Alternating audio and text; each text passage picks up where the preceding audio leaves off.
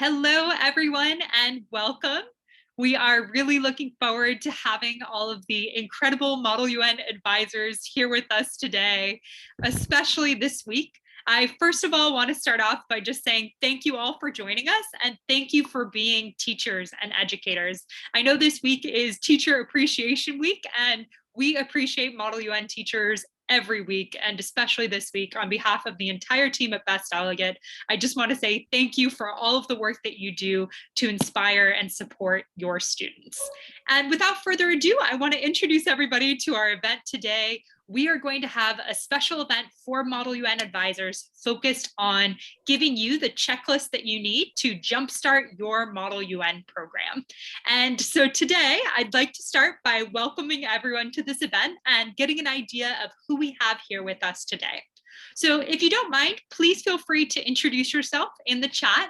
Feel free to share your first name, where you're from, if you've ever attended a Model UN professional development program before, and your favorite thing about being a Model UN advisor. I recognize some familiar names here with us today. Thank you all for coming back and joining us. Awesome to see many of you. And I also see many teachers that have had students participating at conferences all this year during a really challenging school year. And I'm so glad to have all of you here today. Hi, Josh, welcome. I see you're a Model UN newbie. That's not a problem. This resource will absolutely help you jumpstart your Model UN program. Hi, Eileen. Awesome. You're working with middle school students. That's great. We'll chat a lot about how Model UN works for students at the middle school and high school level and how we can help empower your students of all different age levels. Hi, Carson. Welcome. Great to have you here. Hi, Sherry, and hi, William. Awesome. We've got a great group of teachers joining us from all over the country and all over the world. Welcome from India. Good to have you here. And we are very excited to share a lot of resources. Welcome back, Cindy. I know you joined a virtual session last summer and had some professional development training in Model UN. Great to see you again.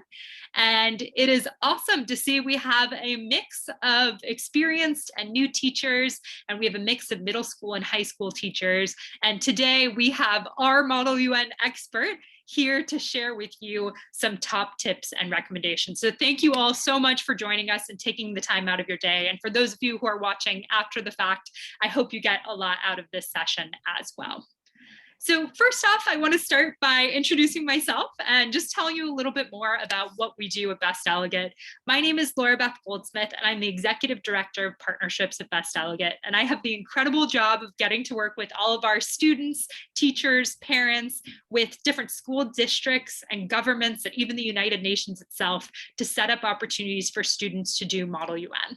I'm really passionate about this incredible activity because it transformed my life, including my Model UN teachers back when I was a student in middle school and high school. And I am so grateful for the impact that they had on me.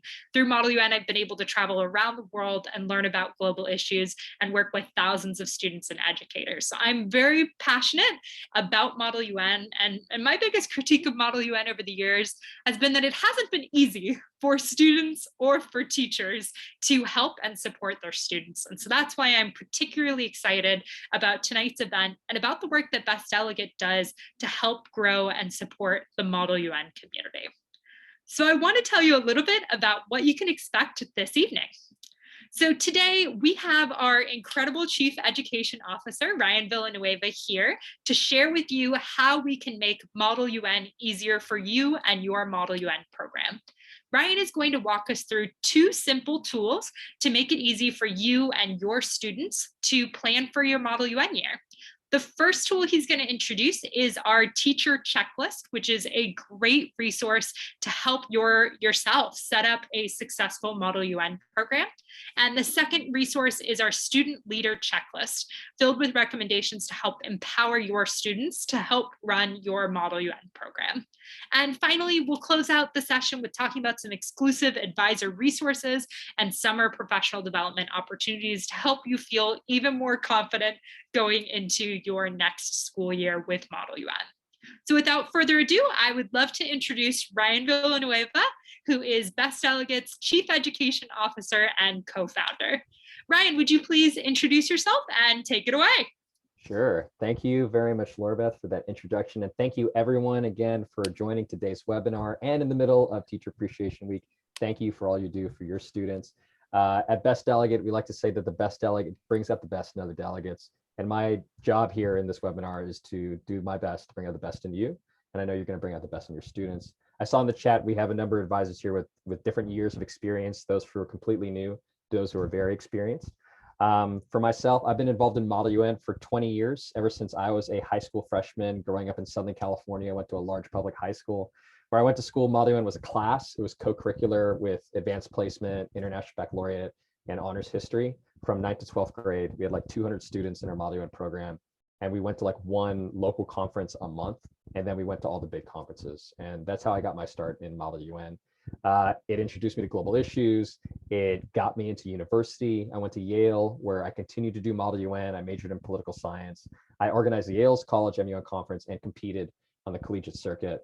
And all of that knowledge and the network that Model UN introduced me to helped me get my first job out of college, helped me launch my career. And I worked on Wall Street in 2008 to 2010. I was at Goldman Sachs, where my job was to make sure that the bank did not go bankrupt in the event of a financial crisis. I take it that many of you remember what that was like a little over a decade ago. And at the end of my term there, I decided I did not want to stay in finance. I wanted to go back to something where I felt like I could make an impact. And for me, that thing was Model UN. It was a life-changing experience for me as a student. And when I was a senior at Yale, I started a blog about Model UN called bestdelegate.com. I partnered with one of my best friends. His name is Kevin Felix Chan in the MUN universe. We know him as KFC. And together we started this company 10 years ago. And we've had the privilege of working with thousands of students and teachers to train them in Model United Nations and to do this globally. And a particular focus and passion of mine is empowering educators and training teachers. So that's why we do the Advisor Institute every summer. We travel around the world to do teacher training specifically. We've consulted for the United Nations and national governments, school districts, and foundations explicitly on teacher training. And so what I want to share with you as part of this webinar today are these checklists, just simple tools that you can use as an educator for helping your MUN program, and then for your students to use. And I'll talk about student leadership, very important. And this for me is like a core to how we do teacher training, is making it very practical, like giving you concrete plans, tools, resources. This is what we give you as part of our training when we do training. And just want to give you a snippet of that today, but I think we'll, especially for those of you who are new to Model UN, can help you immensely. So let me dig into each item of this checklist. And at the end of this, Laura Beth is going to drop in a link to the different checklists that, again, you could download, as well as all of our different resources that are free for teachers to use for their MUN programs.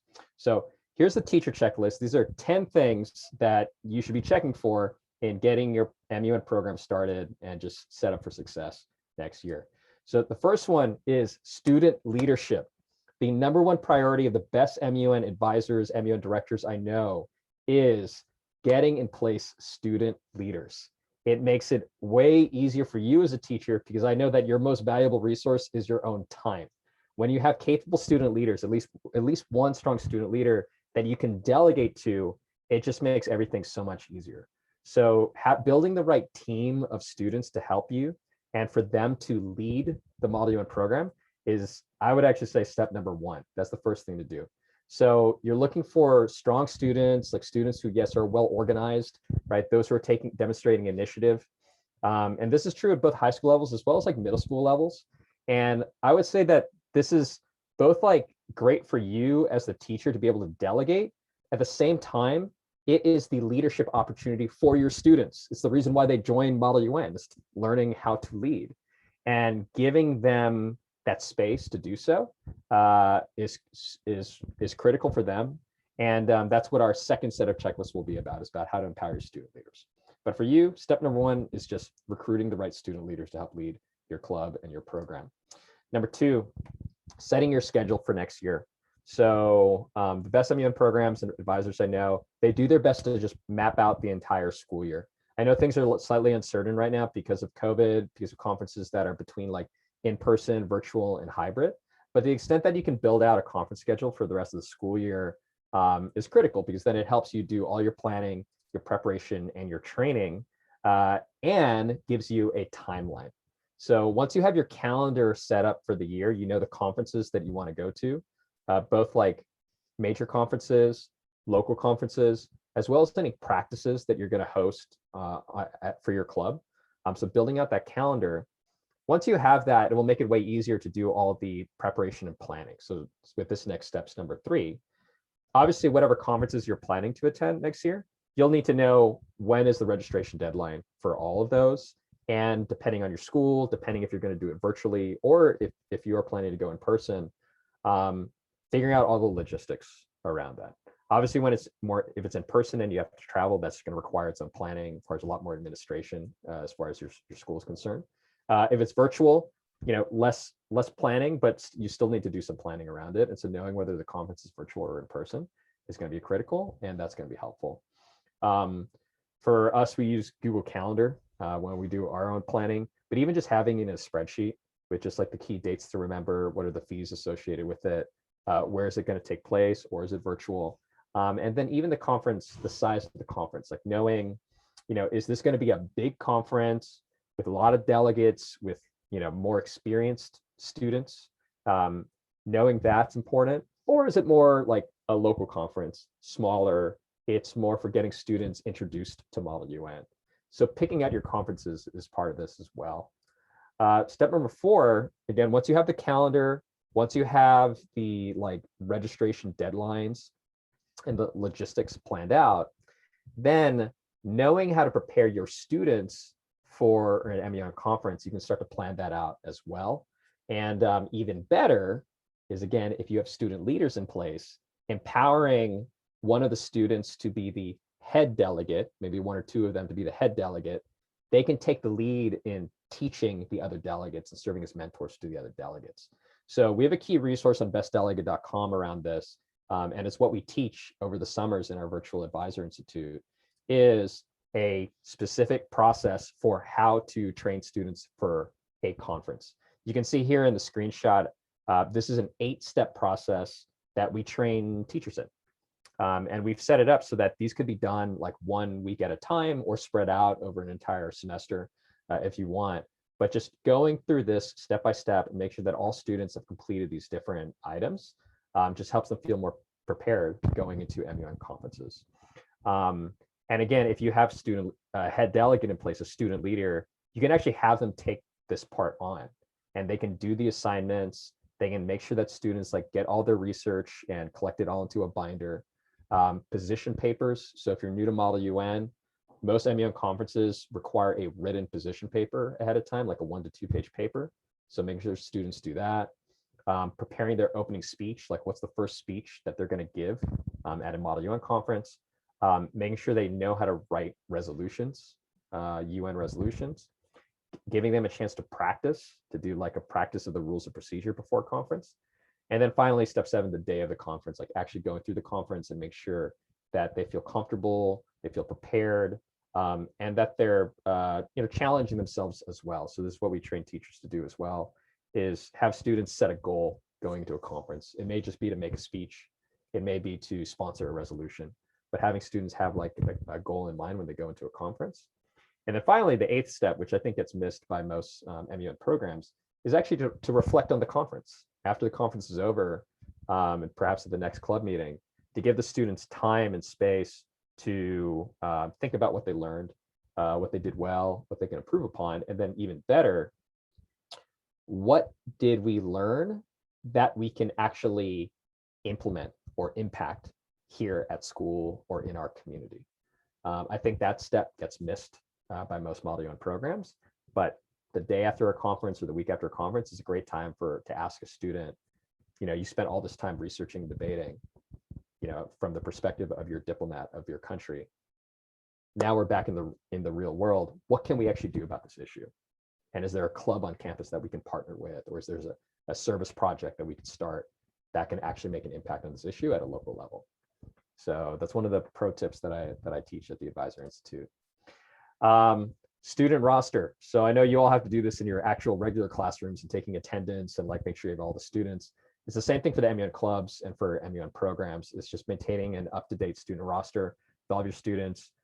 key contact information for them. And again, it's as much for you as it would be for your student leaders to know who they're contacting and how to contact them. So you can see here, this is an example of like a basic kind of spreadsheet of a roster of all the different names that we look for when we have our own rosters of students. So the names of the students, grades, names of the parents, and also the contact information for the parents. And then for every conference that you go to, you're going to want to create a roster like this, right? You want to know not just who are my students, but like what countries are they representing, what committees are they signed to, and what's their topic. So all those details, you'll want a master roster for your program, and then a roster for each of the conferences that you are going to. Step number 6, so for your actual club, you're doing this as an after-school club or a lunchtime club, or maybe you have club time in your program, in your school, then setting that weekly time. And notice here, there's actually 2 separate meetings. There's 2 separate meetings that you want to schedule. So there's the general club meeting. So that's for everyone in the club. And that meeting is about either preparing for an upcoming conference or doing an activity as a club and getting the club to just, get to know one another and learn a little bit about Model UN. Separately, you will want a separate meeting just for your student leaders to meet. So if you have a president of the club, if you got a head delegate, they need their own planning rhythm and their own meeting. So I think this also gets missed by different MUN programs. You want a general club meeting that like meets at the same day, same time every week. You also want a separate student leadership meeting where they meet at the same day, same time every week. And in that student leadership, in the weekly meeting for the club, right, you obviously want to track attendance. So having like a sign-in sheet be, is a typical part of starting off a general club meeting. And you want to track that over time. Like the health of a lot of Model UN clubs is tracked by like how many students are actually attending our weekly club meetings. In addition, you'll want to schedule that weekly leadership meeting. So ideally, that weekly leadership meeting for the students is a little bit before the club meeting, like a day before the club meeting, so that they can get on the same page as to like what they're going to do during that general club meeting. Step number 7 is for both of those meetings, you will just want an agenda, and like you want a standardized agenda that you can use for those different meetings, but it also like allows for flexibility as to what actually will get done at that meeting. So let me give you an example. Here is like a 6-week meeting plan leading up to a conference, right? And this is something that we share in our advisor training, where before the meeting, we have all the students do this part in step 1, right? They need to get their country, committee, and topic assignments, and they need to read the background guide for their upcoming conference. And then during the meeting, giving them an activity, something to do. So this one, share one fun fact that they're learning about their committee, about their country, their topic, and what their goals for the conference. And you can see here, so all of these resources for these 6 weeks pre-conference, these are free downloads that we have on our website, and Laurbeth is dropping the links into the chat. And I would say this is the weekly meeting for the general club meeting leading up to an MUN conference. What we also teach in the Advisor Institute is what is a standardized agenda just for the student leaders. And I'll talk about that when we get to the student leadership checklist. For the teacher checklist for number 8, having regular communication with your students. So having a regular platform to speak with them on. I assume all of you like use email frequently. Students these days, and I'll just say modern work is getting done in like these online chat platforms. So if any of you are familiar with Slack, so that's what we use with our own teams and our own students. We use other platforms, GroupMe. Some of you may be using WhatsApp or just Facebook groups. There's different platforms, and at least I find that students are way more responsive like on those platforms. Emails is definitely useful still, and we still use email, but to create that more like engaging and ongoing experience, and especially in a virtual environment, using an online platform like a Slack is like really helpful. It's just more engaging than email. Now, if you are going to set that up, and if you are using that, then you know that setting community guidelines and appropriate behavior, setting norms for appropriate behavior between your students is very important for setting this up. So pro tip for that is, again, I keep talking about these student leaders. You can make one of the student leaders like the moderator of that online platform. That role on a club, we might call the secretary of the club, and their job is just to manage communications with the club and also encourage people to be productive in their communication. So that would be a pro tip: is you have a student leader who's a head delegate, who's helping students learn Model UN, training them. You have another student who's the secretary, who's managing the communication. You have another student who's the president, kind of like leading all the other students. So again, it keeps coming back to the student leadership theme. Step number 9, having your budget for the year. So again, knowing to the extent that you have your conference calendar, you know what the dues are for each of those conferences, the fees. If you are going to ask for like membership dues, if you are going to do fundraising, all of that, you obviously want a budget for the year, and that accounts for as much as possible all the different expenses and things that the club will need to pay for. And again, pro tip on this one is, this is also another great role for a student leader. I know in some schools, especially the international schools, students are not allowed to handle money. But if you're coming from like US or Canadian schools, then at least what I remember as a high school student, we were definitely allowed to handle money. And having a student on the leadership team who's the treasurer and is actually being tasked with creating a budget that lists both the expenses and the income and maintaining that, is actually a great leadership opportunity for them. And then, obviously getting them to map out to the extent possible, here are the expenses and here's how much we need for the year. And then the other side of that income statement is obviously, how are we going to fund it, right? What is the plan for fundraising throughout the school year? So that'd be the last step. And there are typical club things to do for fundraising that I'm sure you're all familiar with, right? Running bake sales, running like donation drives, co-hosting events with other clubs and charging, donation fees, donations, or asking for fees, getting your students to organize them. So there's definitely different fundraising strategies.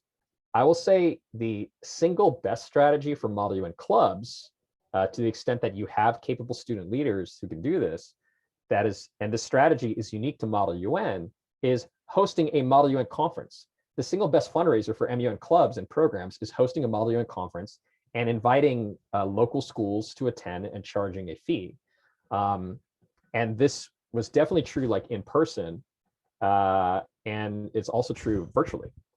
When I was a high school student, I was the Secretary General of my school's Model UN conference. We had 1,000 students visiting from all over California that would come to our campus, and we would charge like $40 a person for a weekend, and that included lunch on both days. And for the teachers, we had a teacher lounge, an advisor lounge, where we would cater a breakfast buffet every morning. So that was kind of like our marketing strategy. But I just remember being 17 years old, and I'm managing like a $40,000 budget for this for this conference that we hosted, and I thought that was pretty cool. It empowered me as a student. It empowered the program to operate. And this is like a really advanced tip for the more advanced Model UN clubs and programs. But once you get to a point that you're consistently hosting a conference and it's actually generating profits, you actually want use those profits to help send students to attend MUN conferences, especially the ones that require travel. At my school, we actually formed a parent booster club just around the Model UN program, so that our parents could be the ones managing the money. That was extremely helpful and very empowering for us as a program. Obviously, it was done in partnership with our school, and I know it's different for different school environments, but that's probably the most advanced format that I've seen for an MUN club, is that they host a conference, they have a parent booster club that's set up as a 501c3 nonprofit, and the parents are very actively involved in guiding the program. But as far as your checklist goes, just knowing what is your budget and what is your fundraising strategy for the year, I think is really key. So that's on the teacher side. So as a teacher, you got those 10 things to just make sure you have in place. Again, Laura Beth has posted into the chat. I'm curious to know, of any of those 10 things, if there's one thing that you hadn't thought about before, that you're now like, okay, I now know I need to do this. If people could take like 1 minute, is there anything from that checklist that was like either new to you or like something you hadn't thought about before? I'd love to know if you can just type it into the chat really quick.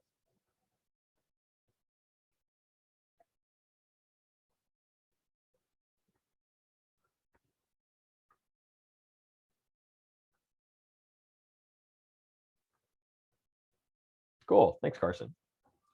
6-week schedule, definitely, and it could be longer, right? If you have a full semester prepared, you could take, the full semester.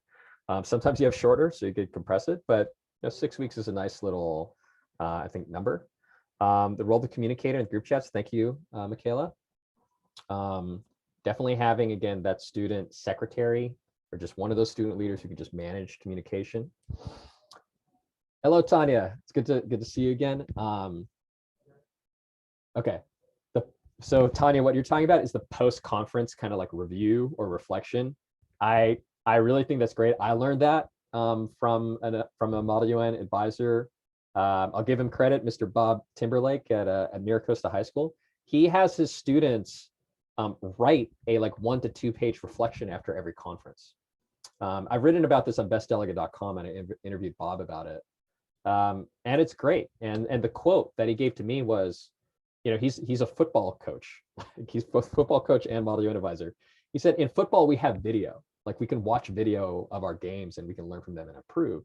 And in Model UN, we don't really have that. Like you can videotape speeches, right? But you can't videotape what happens in the negotiations.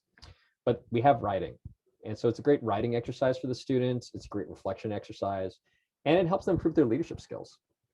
And he's very because he gets students to also co-delegate. So have 2 students represent the same country.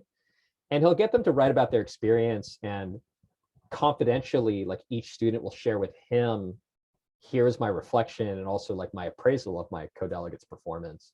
And obviously he's able to take that information and then use that to give proper positive and constructive feedback to his students. So it's a really great practice. Thank you, Sherry. The making local solutions.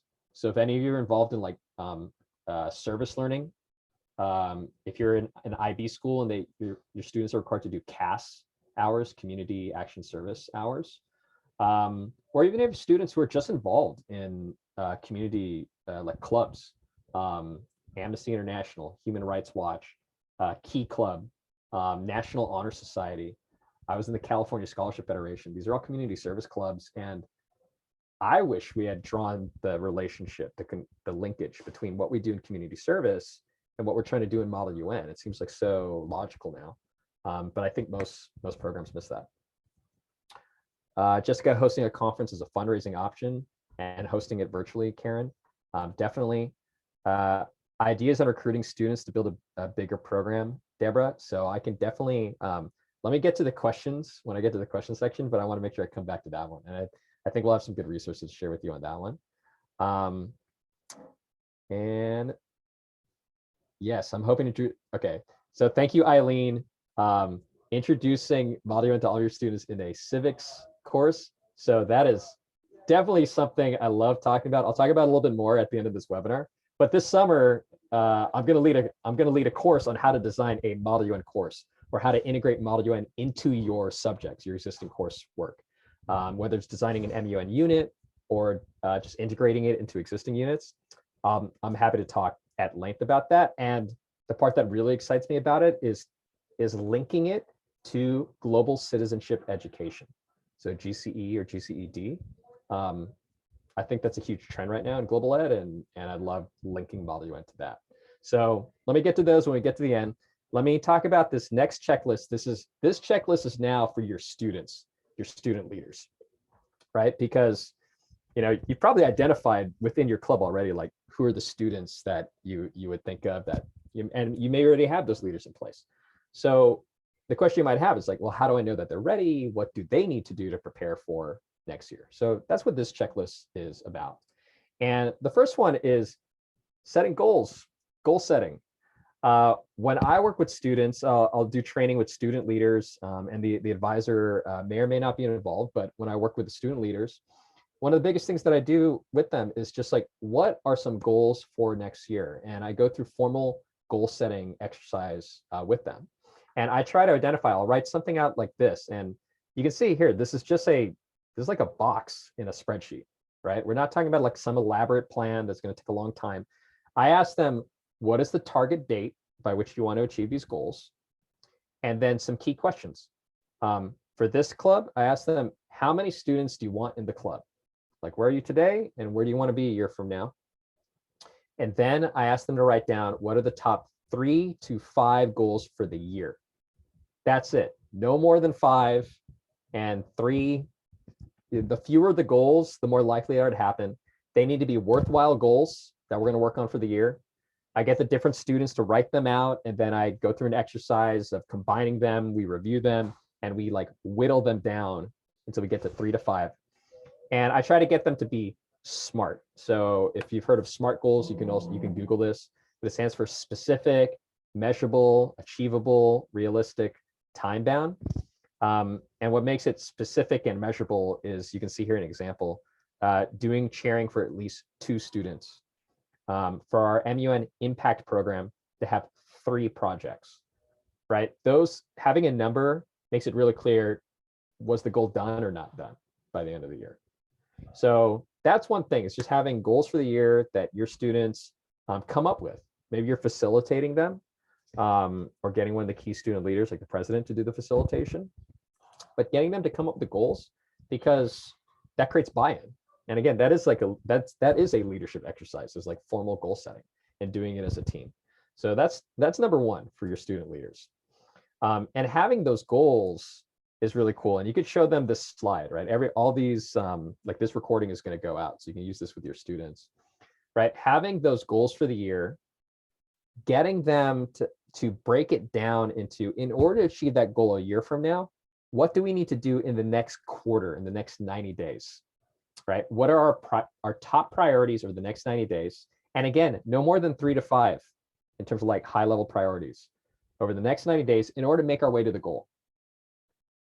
And once we have those priorities, which we call rocks, we think of as rocks, we can break that down into, all right, there's 12 to 13 weeks between now and the end of the quarter, the end of the next 90 days.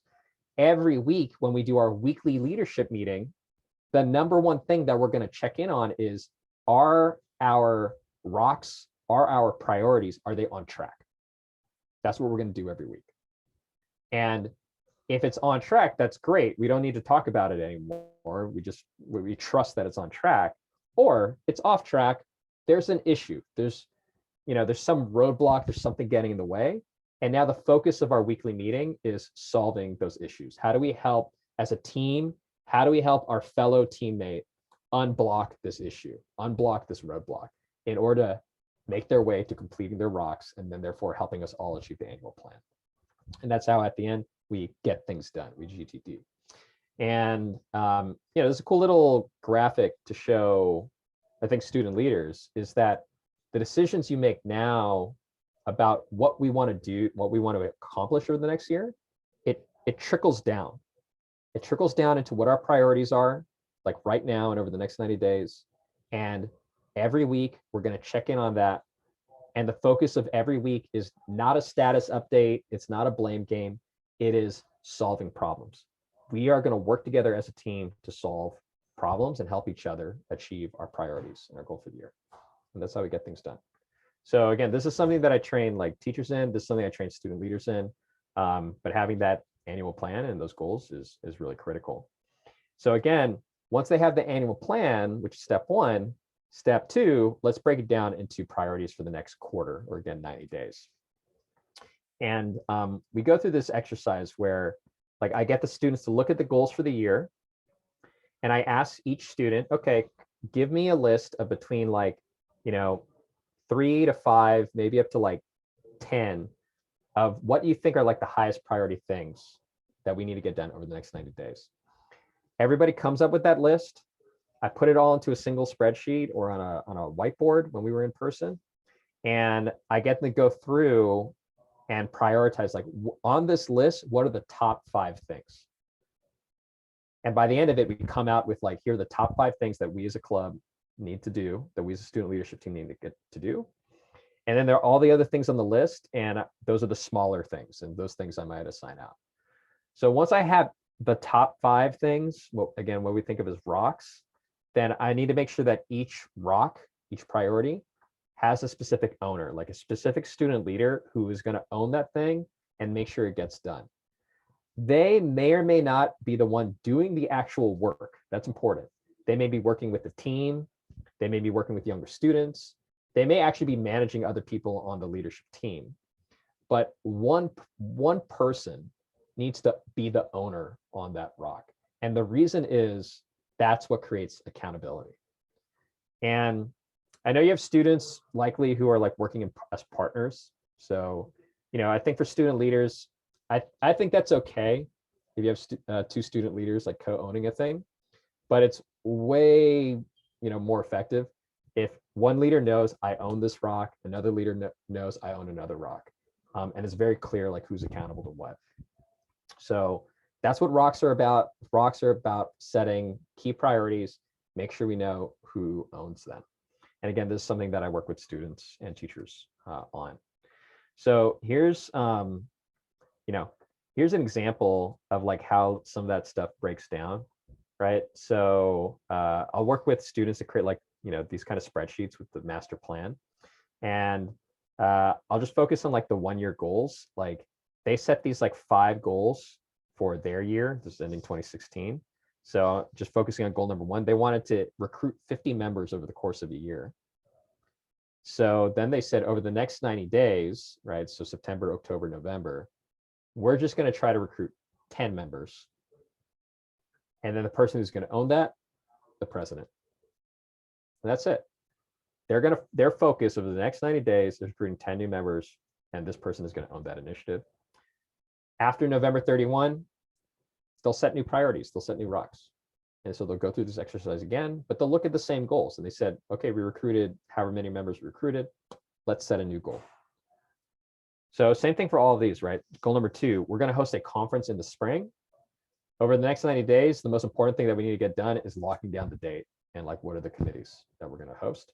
And our Secretary General, John, is going to be the owner of that particular goal. So again, when we have these 1-year goals, we break them down in 90-day rocks, priorities, and then they have different owners with them. Number 3, this one, I'm kind of curious if you could drop into the chat, actually, how many of you have an org chart for your MUN club? I'm sure, like, if you're at a school, teaching at a school, or if you've ever been part of a company, a business, or on the board of a nonprofit, you've probably seen org charts. Like, here are the different departments. Here are the different people that head up each department. Here's the leader of the organization.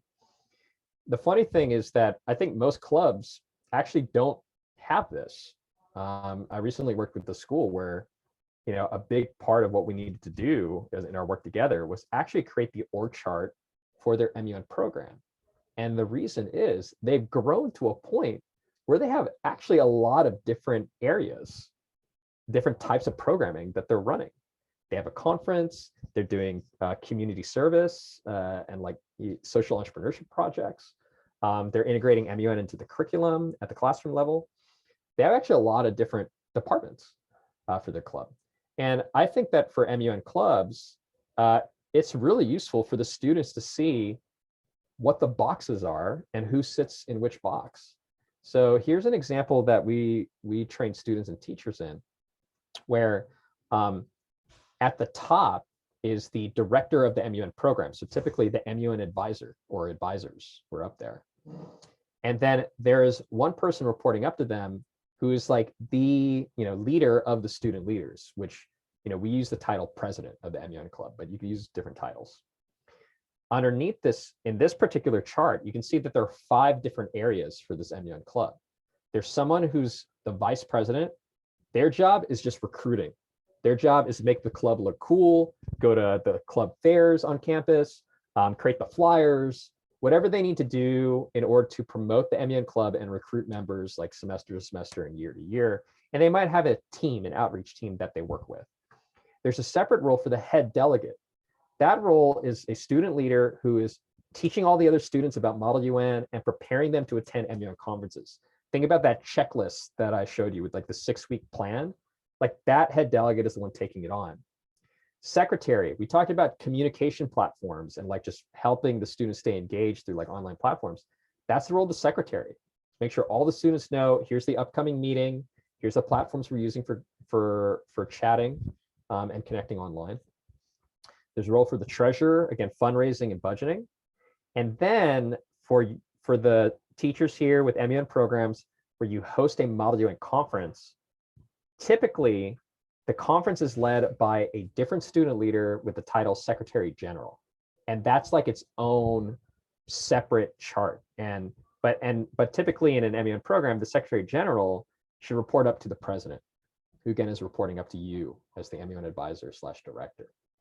So you can see here, like this is, for this chart would be like an established MUN program where they have enough student leaders at these top line roles, and they actually have enough like, upcoming kind of leaders. So think like sophomores that are on these different teams who want to kind of move up in the club, in the organization. And what I think is the most interesting when you look at this is like, as the advisor, you are holding accountable one student leader, the president, and that student leader is holding accountable everyone else.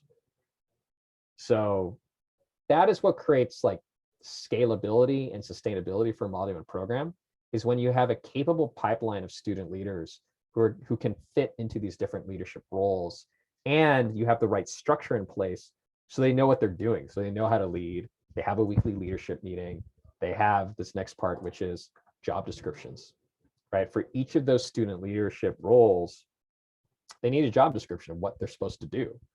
And I think most clubs also miss this. They haven't written it down or documented it, or maybe outdated. And again, this is either something that like you would do, or work with the student leaders, get them to write their own job descriptions. If you're just setting this up for the first time, definitely get the president involved in how to do it.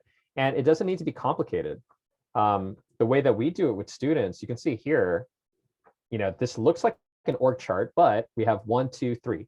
These are the top 3 things that the vice president needs to do: recruit student members, host social events, and then we use this term lead, manage, and hold accountable, meaning I have a team and I need to lead them.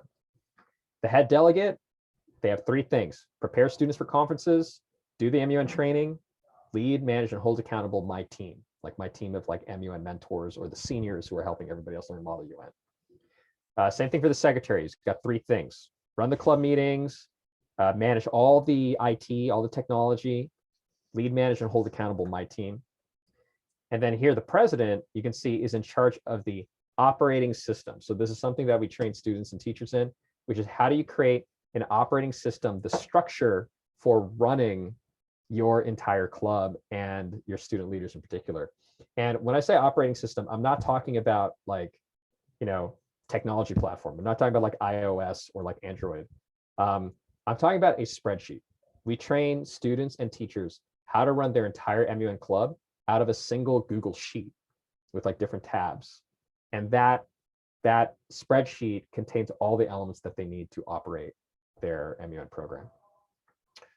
So there's all these different pieces, but having a job description and the roles is important for student leaders so they know what they're doing and what their jobs are.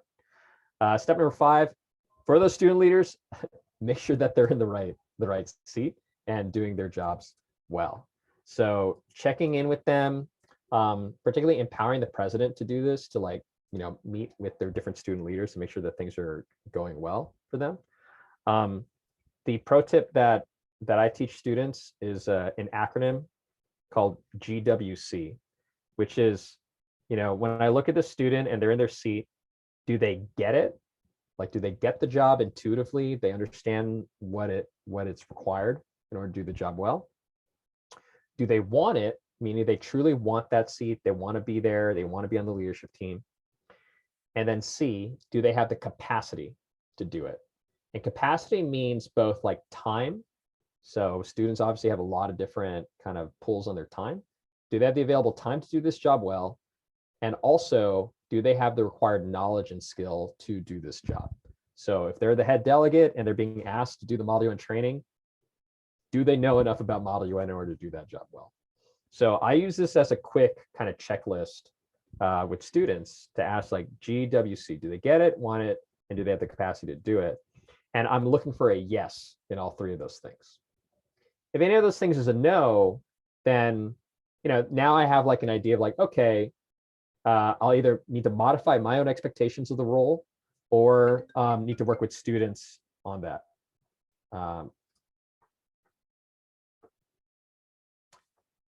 So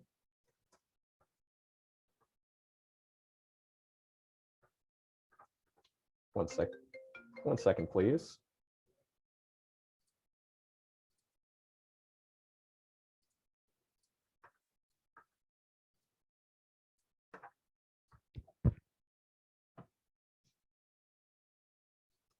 Really quick, Laura Beth, can you still see my screen? You are all good, Ryan. Thank you. And we've gotten some great questions coming in from advisors as well. So when we finish going through our checklist, we'll be happy to go over those as well. And we will also share the recording of this event with everything for all the teachers as well. Okay, cool. Thanks, Laura Beth. All right, step number 6. In getting your student leaders to represent your program's core values. So let me define this term for a second. I've worked with a lot of different clubs and a lot of different students and teachers where they've told me like they have issues with the culture. That may mean like they have issues with why do students join our Model UN club? Why are they doing MUN? For some programs, the advisors, the teachers, like I love the educational value of Model UN, but I have some students who are joining for the wrong reasons. They just want to go to the trips, like when we were going in person. Or they're not like fully committed, right? They sign up for a thing, but then they don't actually show up. And issues around culture, I think are best defined by this keyword, which is core values. And when I work with students and I work with teachers, I get them to go through an exercise where we identify like just who are the best students that you've ever had as part of this club, that you want more of this type of student. And I come up with a list of names and I ask the students and the teachers to look at that list and ask, what do those people have in common? What are their characteristics? What are their traits, their qualities, and their core values? And I get them to come up with a list of like 3 to 5 phrases where each phrase has like a story or a person or something associated with it that defines the ideal like culture and ultimately the student outcomes that we seek to create as a Model UN club. And you may think this is the same across Model UN because it's Model UN, but no, every club and every organization is different. So here's an example, right? This exercise I went through with the school is they're looking for students who are well-spoken, who are approachable, who are committed, they're knowledgeable, and they're positive. And when you have these 5 things, and the student leaders know what these things mean. They know who represents, like who they have in mind for these 5. And one, getting them to represent those core values in all their communication to the rest of the club and how they represent the club to the rest of the school is very powerful. It sets the tone from the top down. And then more importantly, where this is really, really helpful is using this as a way to recruit students into the club, right? Each of these pieces, each of these phrases, these words can be used in a flyer or in a presentation about this is the right student for our club. If these words resonate with you, if these are the kind of people you want to be around, then this club is right for you. So using that for recruitment, and then using it also for positive praise or like encouragement, where when you see a student do something because they're committed, right? Or someone displays a positive attitude despite difficult circumstances.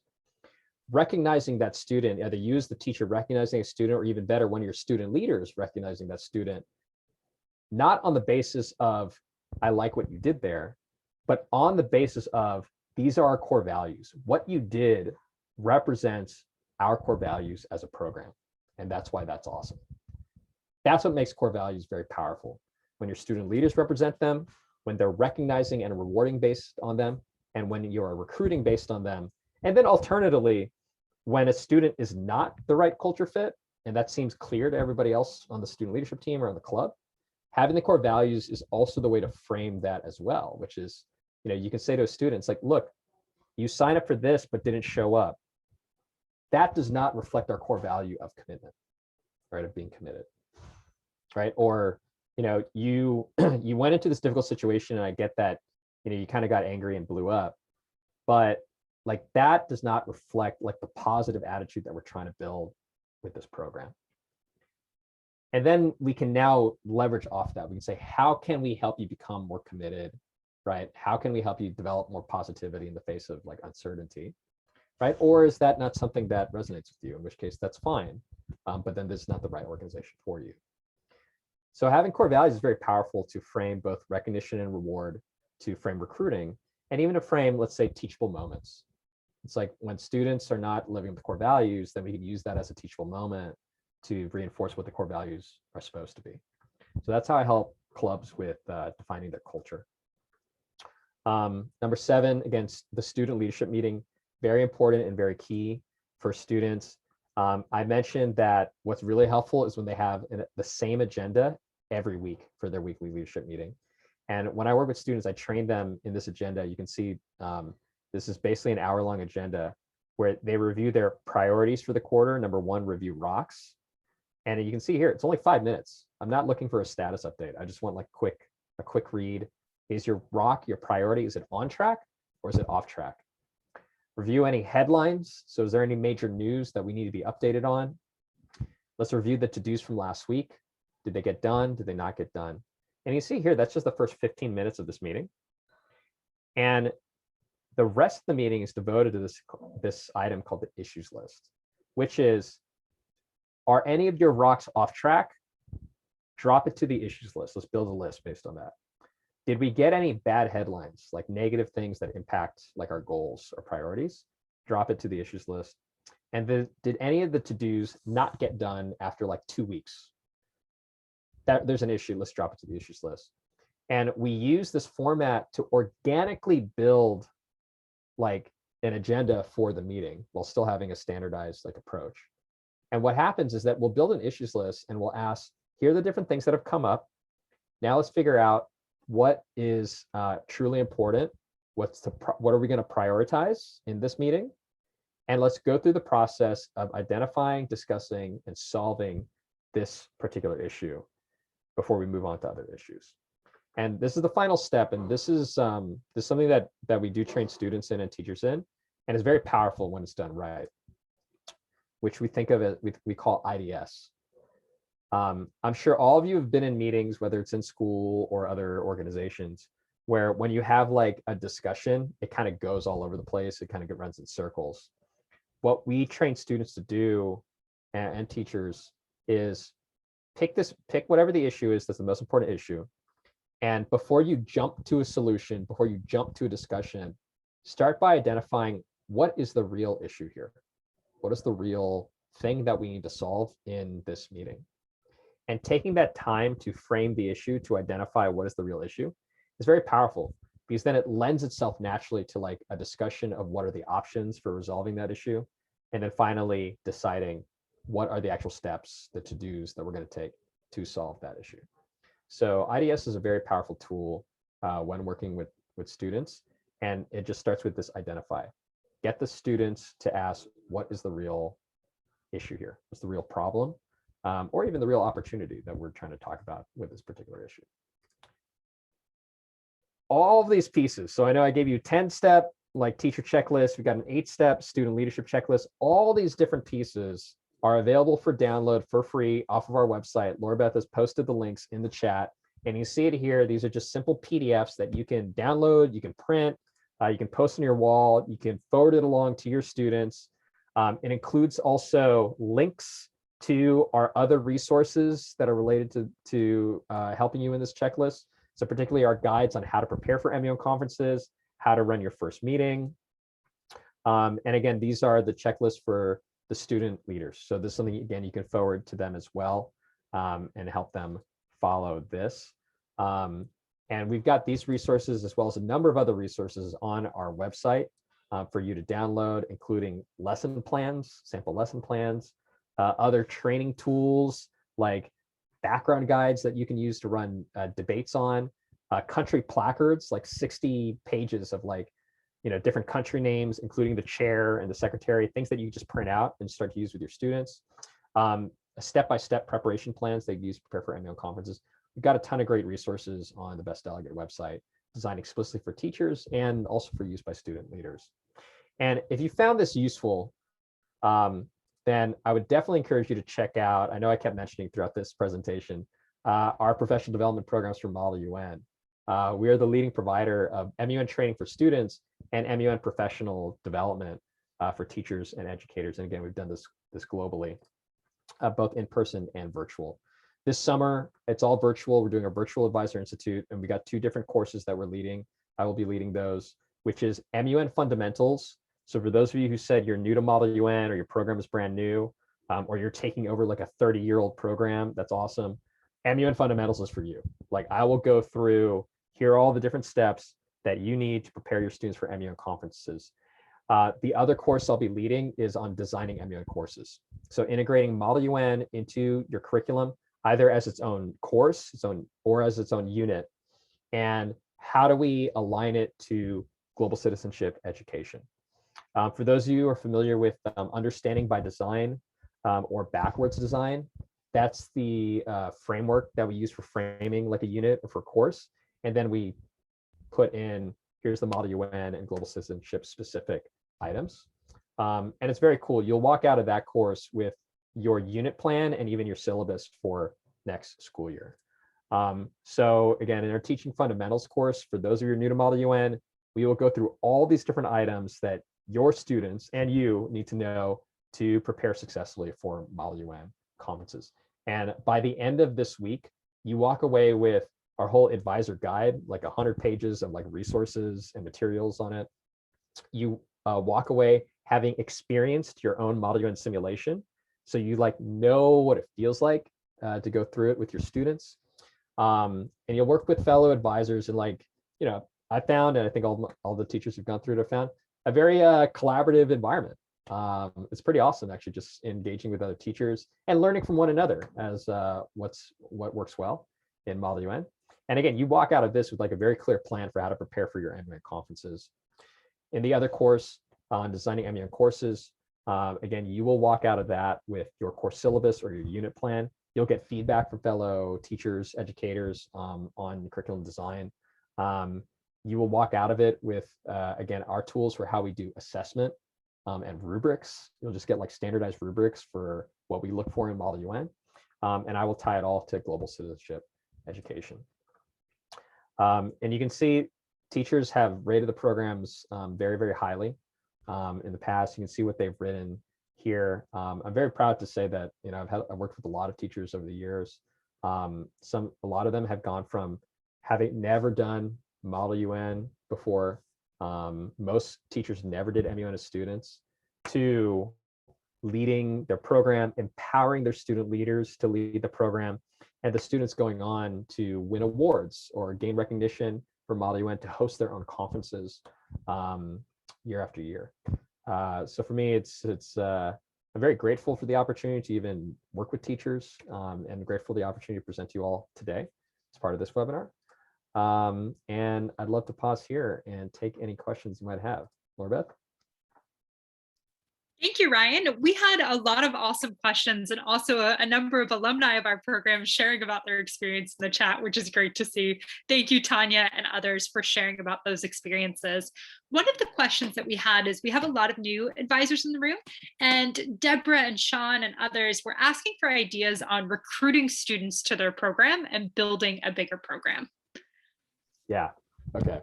I love the recruitment process. And again, this is something that I train teachers in, and we could write this out as a whole process, but it's just some of those initial ideas. One is, especially if you're like, I don't know if you're in high school program and so you're recruiting from the middle schools. One thing that you can do now is, to the extent that you're able to have student leaders like visit those schools or do virtual visits with middle school students going into high school that are looking to join clubs, and introducing them to Model UN, like while they're early on and while we're at entering the end of the school year, right? And they're already like looking ahead. The single best activity for introducing students to Model UN, those who've gone through our programs would know this, but we write about this online as well, is an activity called Fruits and Vegetables, where we just divide the room into students. Half the room is representing different fruits, oranges, bananas, whatever. And the other half is representing vegetables, lettuce, cucumber, whatever it might be. And having them give a speech from the perspective of a fruit or a vegetable and answering the question like, which is better, or like, which will make a better salad. Just that single exercise alone introduces students the idea of role playing and taking on different perspectives. And it's fun. They get to have fun with it. And so it links it to Model UN for them. Finally, the last tip that I would share, very tactical and specific, is getting teachers to nominate students who would be good for the Model UN Club. Again, if you have core values, that's helpful if you know what you're looking for in students.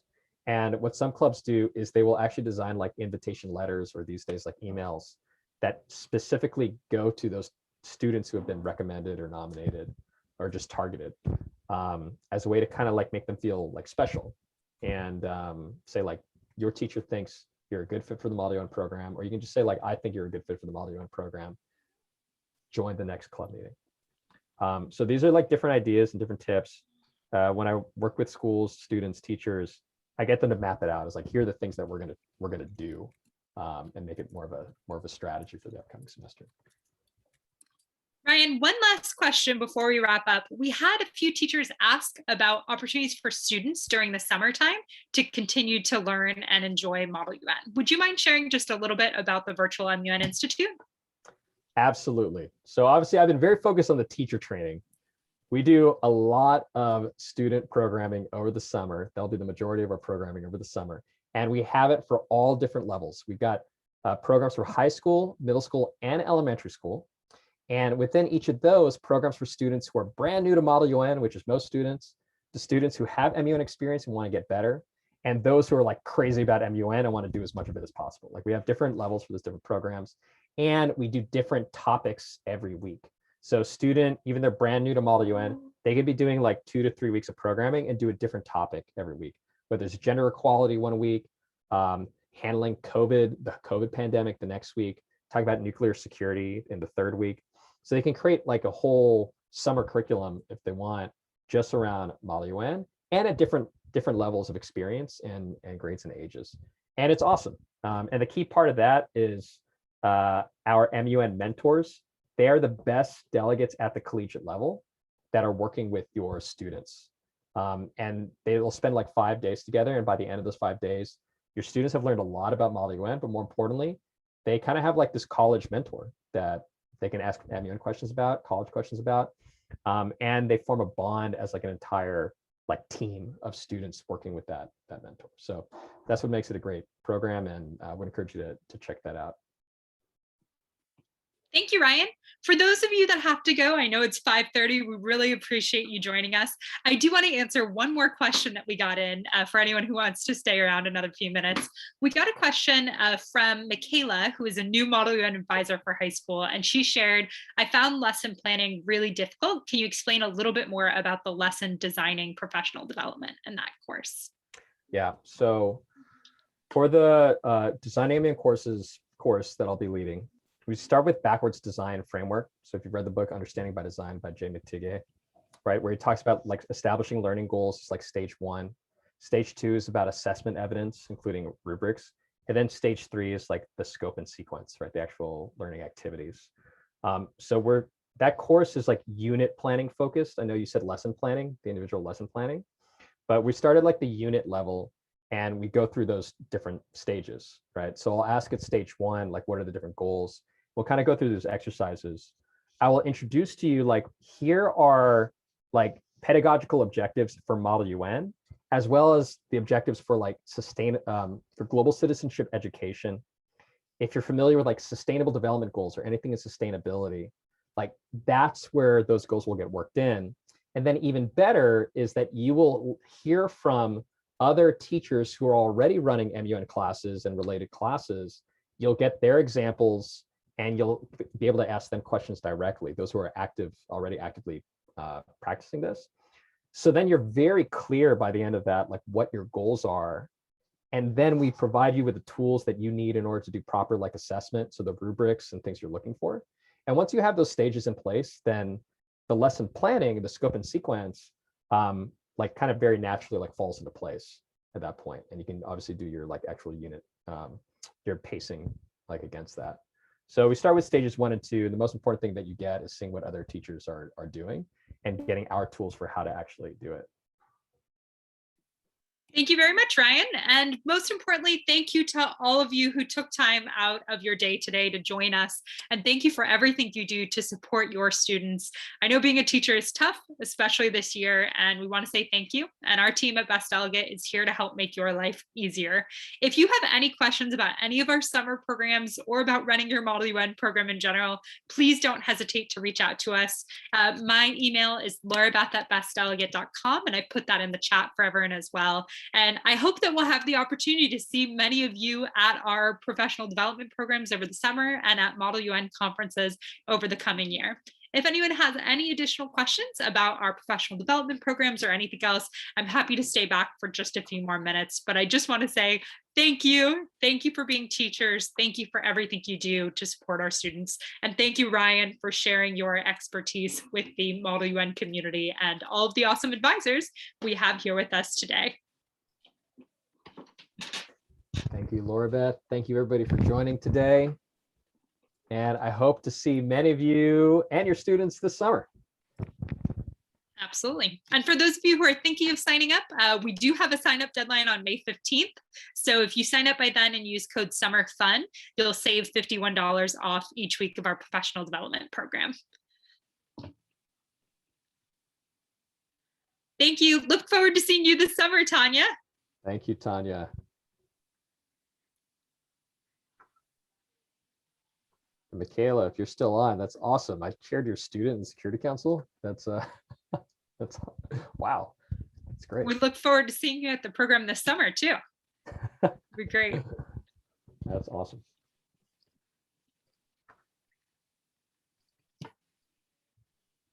Thank you very much, everybody. We will be sure to put this recording up by Monday. It'll be up on our events page as well as on our YouTube page. And to everybody who watched after the fact, I hope you enjoyed this session as well. And if you have any questions, please feel free to email us or comment on this video.